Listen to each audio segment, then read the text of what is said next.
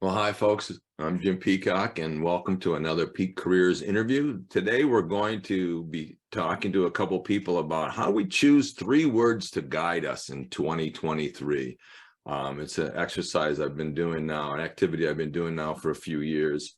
I have Robin McPherson, who is a mental health professional career coach, and Telma Sullivan, an independent career coach, helping individuals launch, advance, and transition their careers. They're with me today. We've all chosen these words, and we're going to play around with what are the words we've chosen, what do they mean to us, and then sort of how do we go about choosing them. So if you've never done this before, I think that can be really helpful. So Robin is coming to us out of Tampa, warm Tampa, Florida, at least warmer than Maine. And she's got over 20 years experience in the human service and education field. And welcome, Robin. Telma is independent career coach, helping individuals launch, advance, and transition their careers. And she's in the outside of the Boston area, and we've met, she tells me, and we've been to some meetings, and I with the Career Counseling Consortium group that's based out of Boston area. So welcome to both of you, and thanks for doing this with me today. So let's just dive right in. Robin, what are the 3 words that you've chosen, and what do they mean to you? And have you done one? I think it seems to be one of you has done this before and one hasn't. So let us know about that too. So I definitely haven't done it before. Actually, it was like an email I received from you saying, like, have you ever tried choosing 3 words to guide you into the new year? Because I've really been over the New Year's resolution phenomenon. So then I was like, wow, that's something I never thought of. But in Q4 of last year, I had been thinking about how I want to move forward with some goals into New Year. When I saw your email, instantly the 3 words came to me because I had been kind of like brewing over them. And so I was like, okay, this is something new for me that I'm definitely going to be trying in the new year. And those 3 words that instantly came to me was being intentional, awareness, and mindset. So those are my 3 words. And really because as a career coach, and even for myself and some personal goals, being intentional, being deliberate about what I want to do and deciding on what I want to do. Because being intentional allows you to kind of like know what you want and decide on what you want to do. And it definitely requires some action and some effort. So that's what I definitely, even since the new year, I've been being intentional about some things. I've set some goals on, setting those intentions. And then about that awareness, kind of like having that insight. Self-awareness is very powerful for you in working towards reaching your personal either or career goals as well. So it's kind of like all tying into being intentional, being aware of what you want and where you want to go. And then the biggest thing for me is all about mindset and being able to grow. It's like my theme is really about growing and evolving personally and professionally in what I want to be like living my best life. So, and with that mindset, it's kind of like being, having that growth mindset, that positive mindset in lieu of having like that fixed mindset. So those are my 3 words. I've been taking like your ideas. I have the tape on my desk at work. I'm always thinking about like, what am I intentional about today? I've started doing some things as a routine this year on being intentional, posting on social media, giving some positive posts. So being aware, having that insight of what I want to achieve. So again, intentional, awareness, and mindset. I like it. I like it. That's awesome. Thank you. Telma, what about yours? Yeah, thank you. So a little bit before we go into the 3 words, a little bit of the background. This is my 3rd year doing this exercise, and I heard about it at the end of 2020, and we had lived through the pandemic where we had all those restrictions. We were dealing with our fears, dealing with the unknown. I definitely was feeling stuck, claustrophobic in my own mind. And the word that came to my mind was choices. So I wanted to be able to still feel empowered, that I had the freedom to make choices, even though we were living in a very restricted world.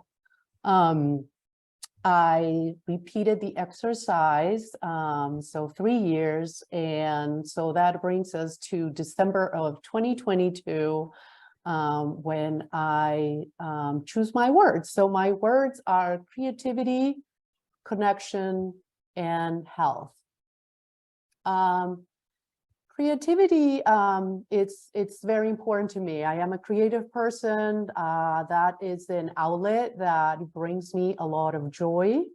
And whether I am creating painting or I do creative writing, I like to do things, create things with my hands, working with wood, cook. And it's very important that I keep this in mind, because it allows me to feel grounded and connected with myself. I also feel that as a career coach, it's important to be creative or to tap into creativity, because we are helping clients that come to us with their own wants and needs and their own history. And we need to be creative in helping them present themselves. How are they going to brand themselves? And I think that clients also need to be creative in the way that they approach their job search, in terms of finding their target companies or perhaps some roles that they never thought about it. And so creativity is a way to be to find new opportunities.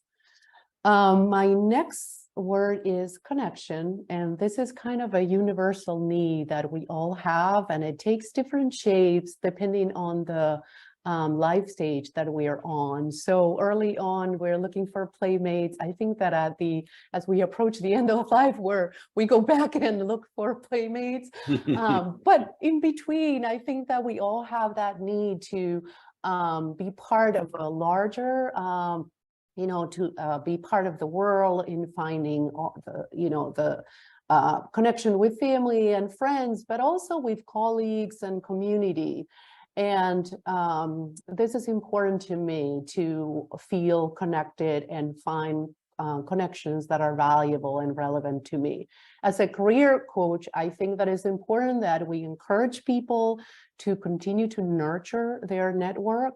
And I like connections better than networking, because there is a human piece to it's not only professional, but it's also a life connection. And so, it's important to be thinking about, are the connections we are making relevant? Are they valuable? Do we have the right amount? And it's also important the time and energy we spend in this activity. The third word is health. And we say that health is the new wealth. I think it's always been wealth, because if we don't have health, we can't do anything. So this word is important to me, to be able and to be mindful of how are we nurturing our bodies, and how if we are moving enough. We spend so much time seated, and we need to move and exercise and nurture also our minds, and be mindful of how we talk to ourselves and how we relate to others. I think that it's important as career coaches also, those of us that have a holistic approach, to encourage people also to move, to exercise, especially in challenging times such as a job search, when people sometimes tend to go into this dark space, to continue to move, to be mindful of what they eat, and to take care of their mindset. So those are my 3 words, and I'm so excited to use them this year. Yeah, interesting. The connection last year, and you actually used, while you were talking about connection, community was my last word last year. And I wonder if some of it's coming out of COVID, how important having those connections are. But I like the way that you kind of phrased it a little bit too about, that it is the connections is part of the networking, but the networking doesn't have the same feel. That word networking seems almost sterile, it's an action that you just do, where you've described it more as connection. And I've always described networking as building relationships. So it's very similar, right? I mean, it's about that human side, and which is so important. Yes, Go ahead. I agree. I think that my experience coaching people is that when you mention the word networking, people feel a lot of pressure. Am I really, networking the right way, or is there a right way or a wrong way? And if you talk about just making a connection, it feels more natural. I'm going to meet people, I'm going to learn from them, I'm going to share who I am and what I want, and it feels more organic and more natural. All right, I'm having a problem with my Zoom camera, so I'm just going to turn it off and turn it back on and hope for the best. I've had problems with Zoom for the last couple of weeks, and I can't figure out what it is, because it doesn't seem to happen when I use GoToMeeting or this and some other videos. I was going to show you my words. You know what? I'm just going to turn it off for a second. Sometimes that works. And I'll talk about my words. My words are this year are humility, joy, and exploration. And I've been doing this. I think it's been 7 years now that I've been doing this. And two of my words really came out of reading the Brene Brown book, the Atlas. What is it? Atlas of the Heart. Mm-hmm. Yes. Yeah. And let me see if I can get this video to come back here. Come on. Let's see what happens. But it's just been a very bizarre Zoom issue. So what I loved about the word joy, it's a lot of what I'm trying to do now is make sure that I'm still happy every day, right? And when she used the word joy, she talked about, while experiencing joy, we don't lose ourselves, we become more truly ourselves. And I thought, wow, when I read that, I was like, that's really what I want. I want to be happy, all the time. So happy is like sometimes like momentary, right?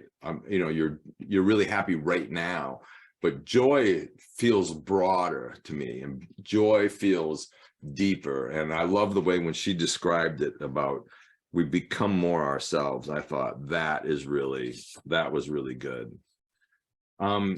Humility was another one that came out of that out of the book. And as I was reading that book, I'm doing more, I'm actually doing more mentoring now and things like that. And I also want to remember that I don't have all the answers. I mean, I'm happy to help people, but I don't want to ever lose that humility. And what I loved about her definition of humility is an openness to new learning, combined with a balanced and accurate assessment of our contributions and strengths, imperfections, and opportunity for growth.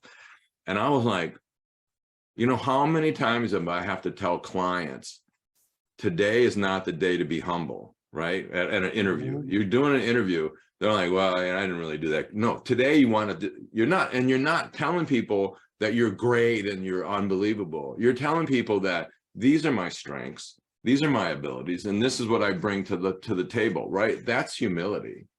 And so the way that she's describing it, and what I love about her, the other piece to that was, I'm here to get it right, not be right. And so for me, humility is, I always want to remember that A, there's more to learn, and B, that I do have something to offer people, but to keep that balanced and not lose that. My third word really is exploration. And for me, that's got a lot of meanings in it. It's exploration on where do I want Peak Careers to be in the next few years, exploration on where do I want to be as a as a husband, as a father, as a grandfather?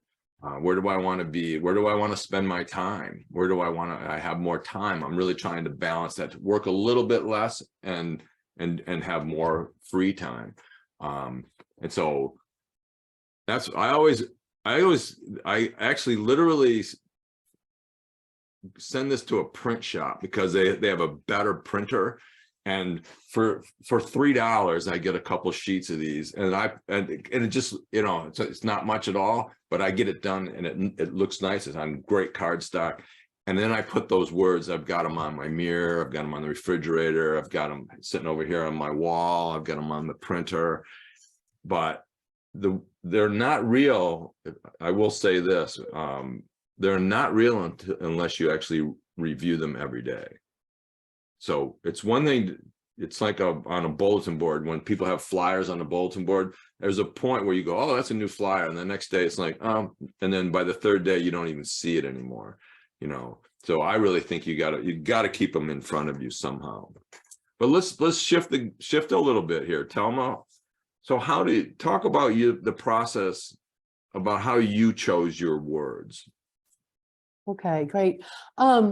So my process is one of reflection. So as we approach the end of the year, I start thinking about kind of reviewing my year and what did I accomplish professionally, what happened in my personal life.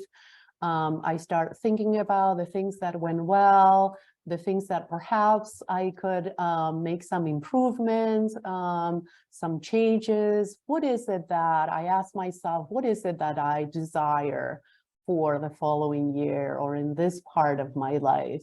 And so then I basically take a piece of paper, I divide it in three columns, and I devote sometimes to just write words. So I put a timer, I start writing words for about a week and see what comes. So I write it down. Sometimes they repeat, some words are similar. I find that I find verbs, I find nouns, sometimes even adjectives. And then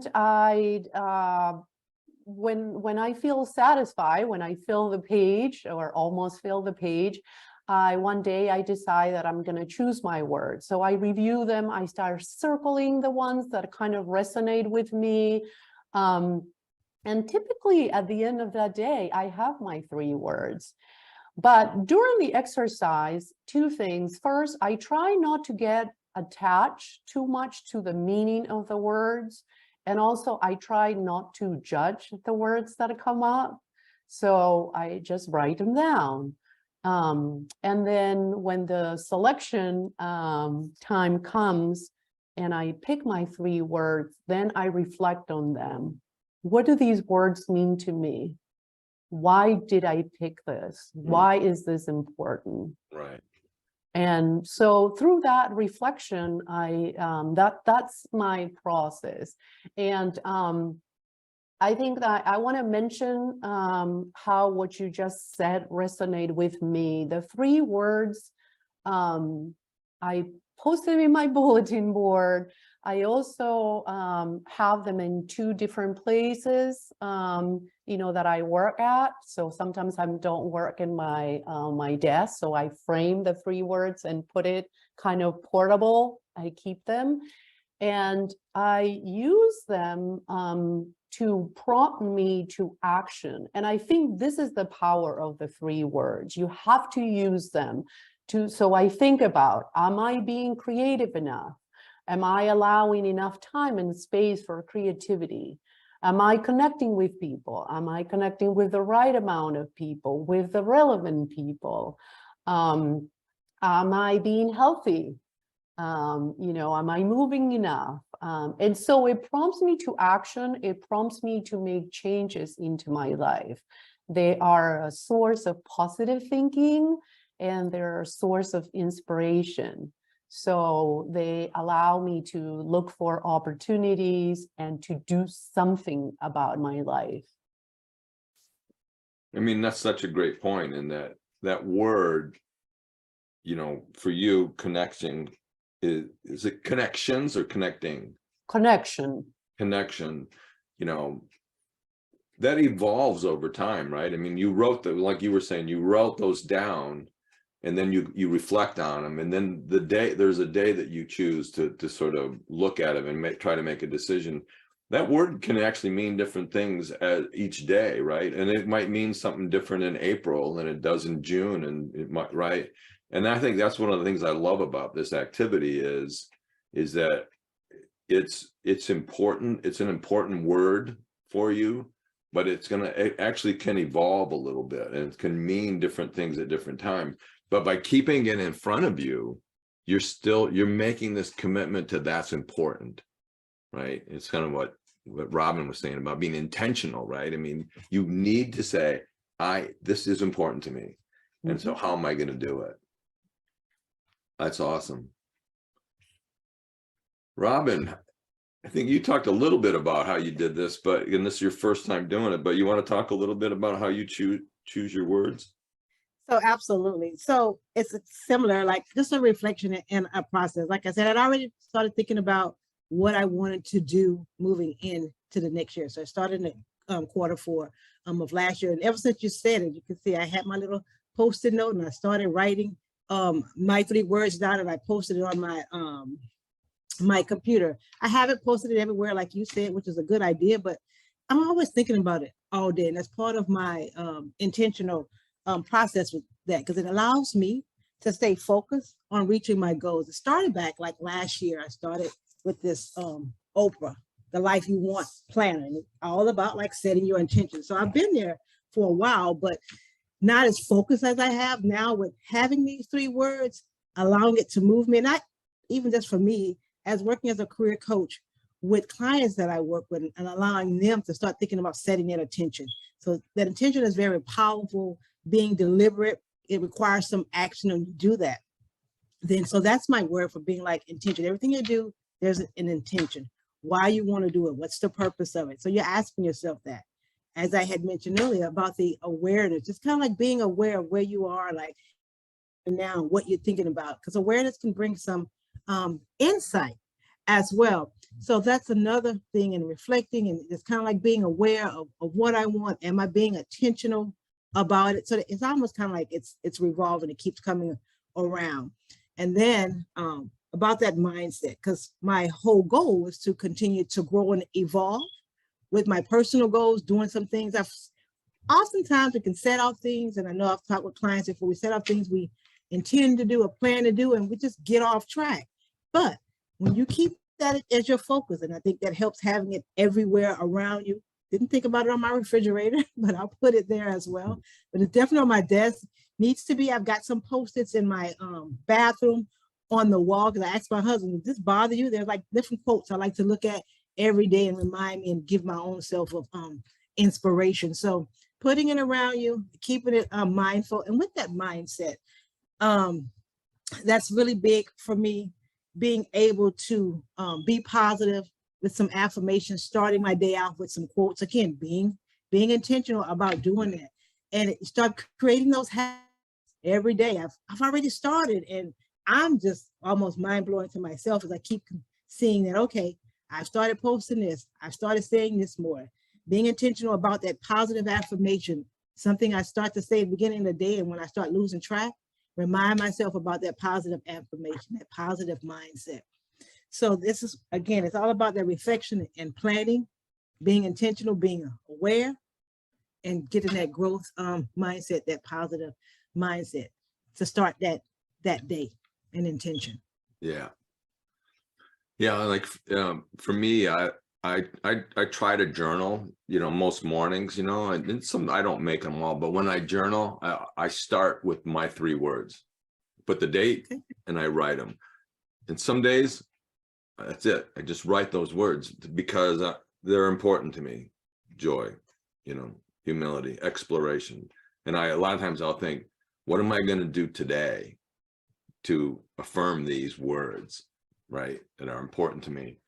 And so for me, it's that writing process of keeping them. And then some days I'll put down joy, and then I'll write a little bit about it. I'll just say, yesterday was a great day, and I really, you know, blah, blah. I might actually write. Sometimes I do, sometimes I don't, but writing them down is so important.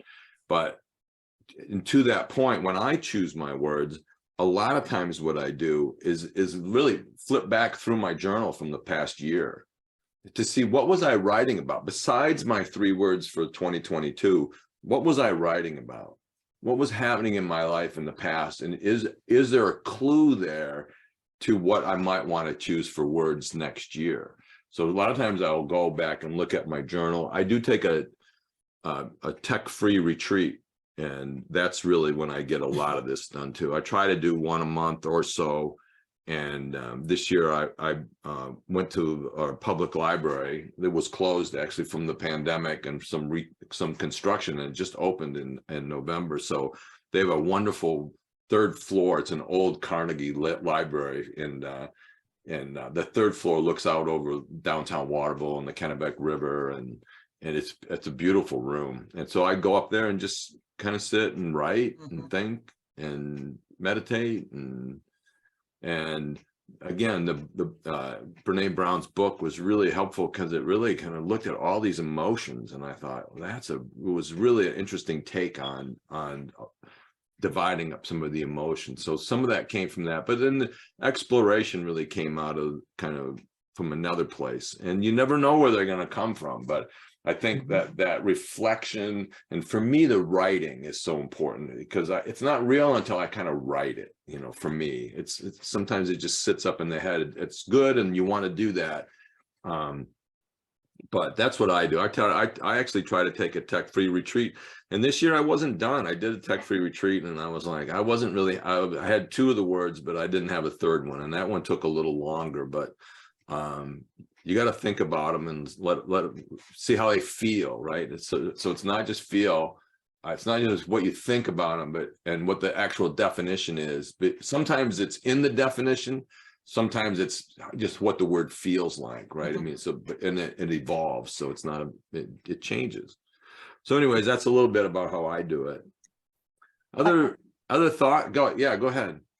Yeah, I just wanted to add, I looked up the definition of the word and it said word is a password or signal.